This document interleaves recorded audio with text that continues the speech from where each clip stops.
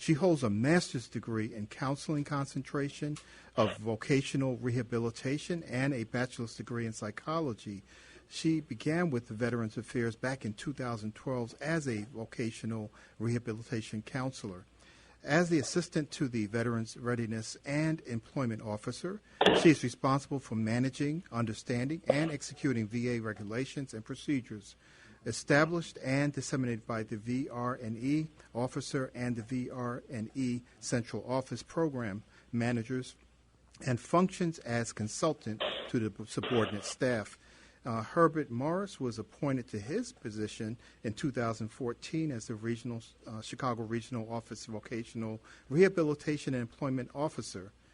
Previously, he was an assistant vocational rehabilitation and employment officer at the Muskogee Regional Office. He is a proud U.S. Army veteran, and he had listed in 1981, but did some tours over in Iraq, Saudi Arabia during Desert Shield and Desert Storm. He also served in Bosnia during the Bosnian and Serbian conflict. He was also a drill sergeant at Fort Jackson, so I know everyone woke up there early in Fort Jackson with him on the tail there, making sure they did what they were supposed to do. And also, his last duty station was in Fort Sill, Oklahoma, in 2001.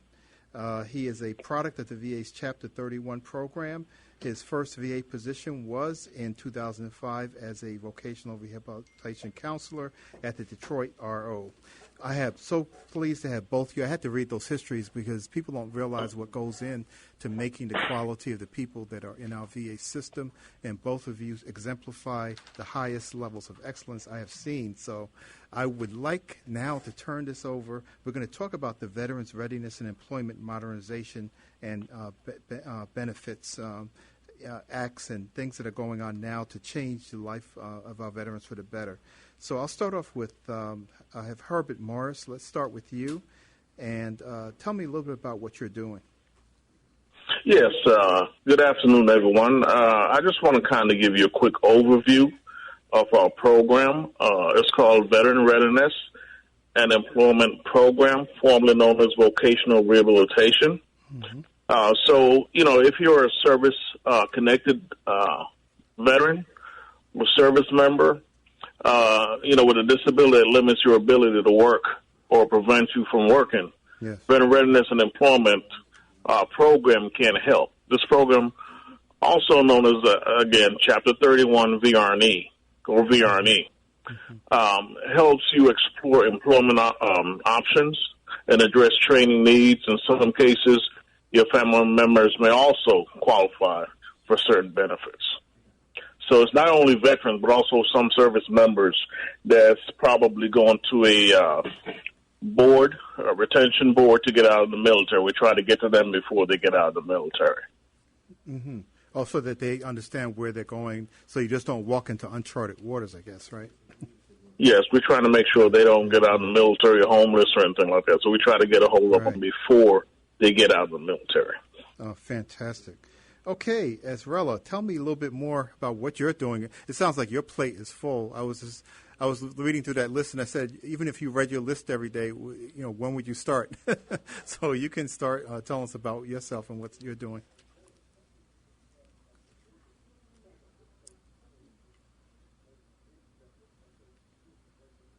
She might be on mute.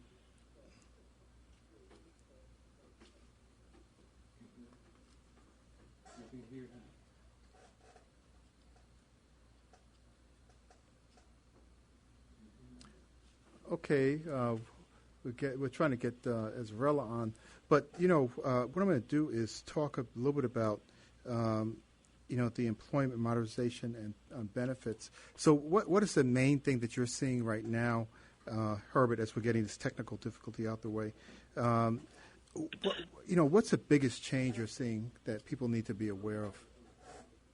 Yeah, one of the biggest changes that we're having right now is that we're able to communicate with veterans remotely more. Before our focus was face-to-face, but with COVID, it's changed a lot. So we developed new technologies to communicate with veterans, schedule appointments, do telecounseling, and so forth. So that kind of, keep them from coming into the office or come, all the way up here to see us, and also keep them safe, keep us safe during the COVID situation. Okay. So, a lot of them really appreciate that, and so does the counselors as well. Oh, fantastic. Yeah, because I know with the COVID, you have a lot of things going on where people have to, I've heard about like telepsychiatry, mental health, and, even visits, on the platform. And if anyone is ready for, anything that's going to happen as new, is the military, right? And the VA system actually is applauded all around the world. I know that particularly, many of the systems overseas, like Taiwan and those, they actually use the framework of the VA system in order to establish their, public health departments and how they actually outreach. So that's just incredible. But what kind of jobs do you get people ready for when they come back? So we always talk about that transition, and trying to inform employers about what can they offer you? Well, we assist them with getting any type of jobs that they're interested in. There's no limit. We have no limit. They're authorized up to 48 months of entitlement on our program. So, based on their interests and their capabilities, we're able to assist them in pretty much anything that they want to do. First of all, they have to apply. Now, once they apply, then they meet with a counsel for entitlement, feasibility determination, and then they do a labor market research and identify some goals or some field that they're interested in. Mm-hmm. And after that, then, we'll help them to get there, provide the training and all that for them. Is there any overlay with that, with people, having their own businesses, because you have small business, owners now who are veterans. I know of Here's Gulf Shrimp, for example, is a veteran. So do you have an overlap with that at all? Well, that's one of our tracks. We have 5 different tracks. One of the track is reemployment, rapid access to employment track, and self-employment is also one of our track, along with employment through long-term, which is where we send veterans to school, and also independent living track for those who cannot work or disabilities are too severe.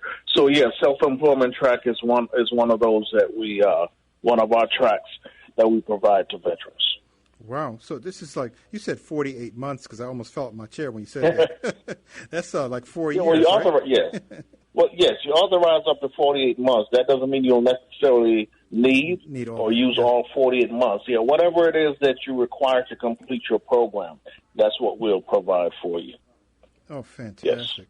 Yes. And is that like a total for, the lifetime of doing this? Or let's say that someone uses 2 years and they come back and then they have to, start looking for another type of employment because they got laid off or something happened, the company folded. Is that like 4 years? Is that an aggregate over time? Or No, not necessarily. Okay. We may rehabilitate you. It's based on your disabilities, of course. So let's say, for example, you've been rehabilitated, you have a job, but somewhere along the line your disabilities got worse. You can no longer do the job rehabilitated you in. You could reapply, and we will send you back to school for something different that will not affect your disabilities. Oh, so it doesn't matter that you use it for, yes. This is Nicole. I just wanted to let you all know I just came in by phone. So. Oh, okay. Excellent. Yeah, if one technology doesn't work, you try the other one. Yeah, have a backup. That's the military way. Yes.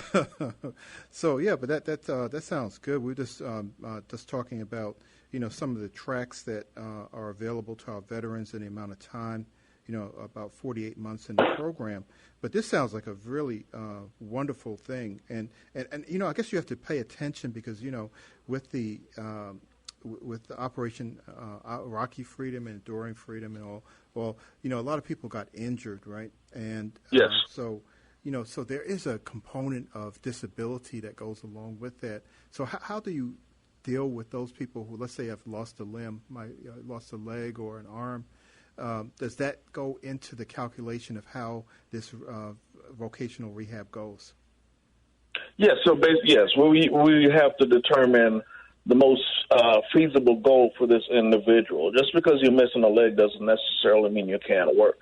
There are adaptations and different things that that we could assist you with, or that you could get to assist you in working. So, the sky's the limit. Sometimes the disabilities are too severe to where you cannot work. There are some cases like that. But no, it doesn't matter. If you have a service-connected disability and you're feasible to work, we'll assist you in that area, yes. Oh, great. And Nicole, I know that's your middle name, but I'm so intrigued by your first name, Esrella, or is it Esrella? Because I know there's an L. Urcelia. Esrella? Urcelia. Oh, okay. Oh, my goodness. That's why I use Nicole. That's why you use Nicole. Oh, I like that name too. Thank you. But tell us about what you're doing in the VA and how why this is so important for you to do this for veterans. Well, one thing that the VA is doing is that VR&E and the education benefits kind of get compartmentalized into one area. So they're making a different distinction now so that your GI Bill education benefits are not mixed into VR&E. So they're giving veterans back entitlement time for post 9/11 GI Bill time that may have been taken away when they used VR&E. And that's one area. It became effective April 1st. So they're working to make sure to reach out and contact these veterans, and let them know that entitlement is being restored or that they may be eligible for more entitlement. So that's one of the things that right now is of most interest because a lot of veterans are able to get those benefits back. Wow. Yeah, and just to add a little bit more to that, basically, like we said earlier, you authorize up to 48 months. And with the education, not voc rehab, but education, you're authorized up to 48 months to include in other VA educational programs. But now they're going to change that. So in the past, if you use Chapter 31, which counted against your time, now they're going to give that back to you. So, so you won't be penalized because of your disabilities or using Chapter 31. That is fantastic. I know it's going to help a lot of veterans. So, yeah, so I like that. Anytime they make a rational decision and do something good for veterans, I'm really happy about it. But yes, definitely more favorable for veterans. But how can people find out about this? The use of the Chapter 31 and DR&E, and how these reinstated GI Bill and entitlements that were restored. Where can they go to take a look at that? Well, one way is that they plan to review veteran services, and then they're going to notify them in writing if their benefit is affected by this change, and if they'll be advised of more entitlement. But also, they have the Education Call Center, and they can call the numbers 888-442-4551, and that number is from 7 a.m. to 6 p.m. Central. And then online is www.benefit.va.gov//GI Bill. So they can call or go to the website. But most will get letters in the mail notifying them of the restoration or additional benefits that they may be eligible for and the specific number of months they may have. Oh, fantastic. So that's 888-442-4551 and then benefits.va.gov/GI Bill, right? Oh, So, I'm going to be phoning them as soon as I get home. No, maybe not tonight. But I know you said the hours are there. But this is fantastic information that veterans need to know. And so does this have any effect on those veterans who you need to be sort of retrained? Because let's say that, TBI is part of the picture. How does that play into things? Because a lot of veterans are coming back with traumatic brain injuries and, have to sort of readjust and start learning things again.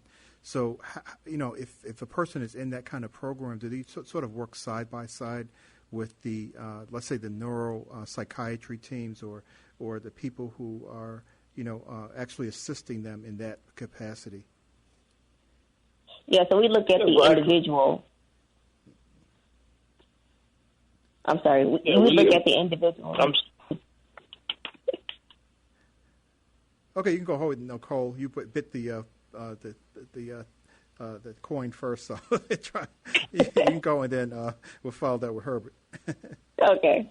Sorry about that. Yeah, so we look specifically at the individual and what assistance they may need. So, yeah, we refer and speak with their physicians or any neurological doctors they're working with to determine what's feasible for them, what they may or may not be able to do, so that we're not putting them in a job that, is totally out of their realm.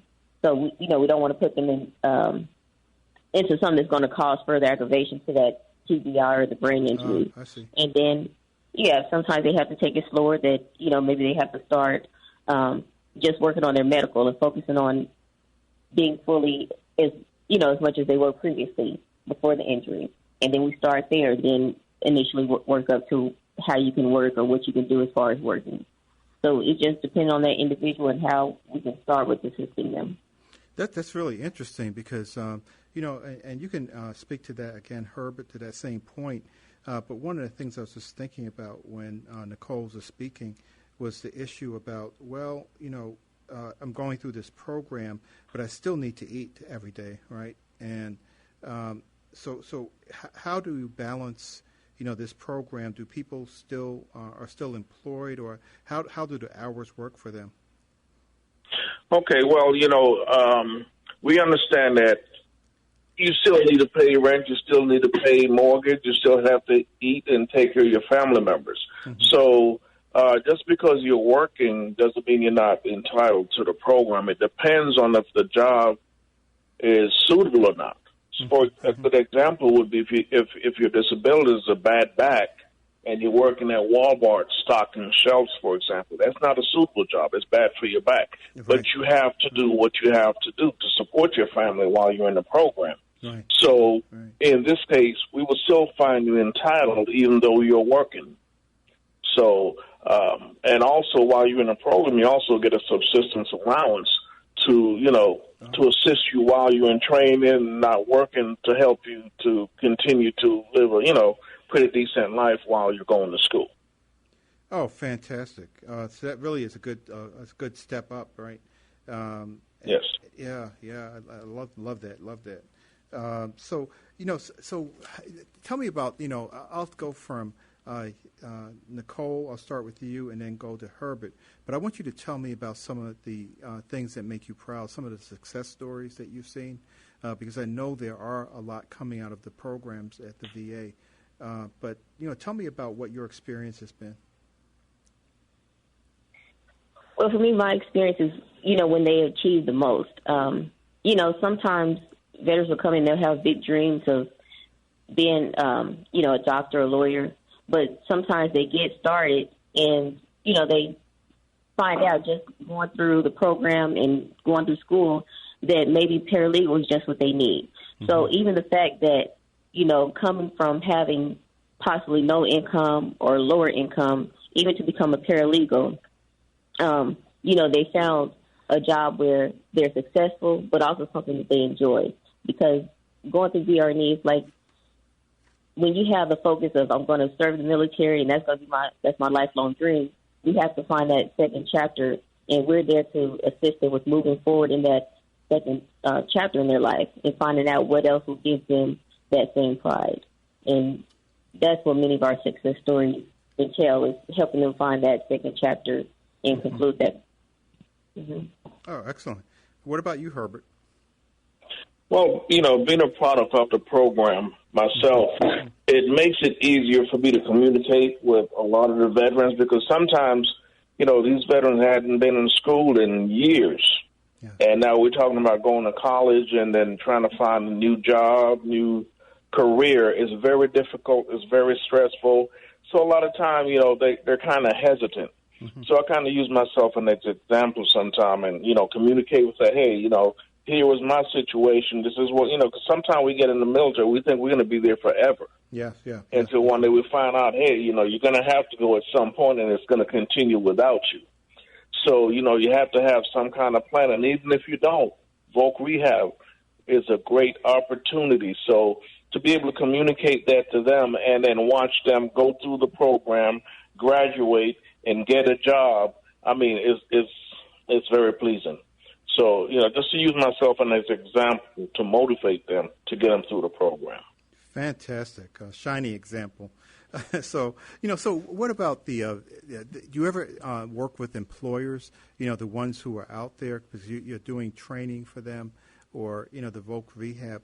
And I was wondering, how do the employers play a role?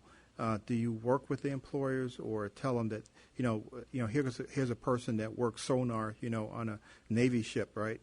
So they have some, technical background in computers. So how do you work with employers to let them know how valuable these employees are? The one way we do that is we have a non-paid work experience.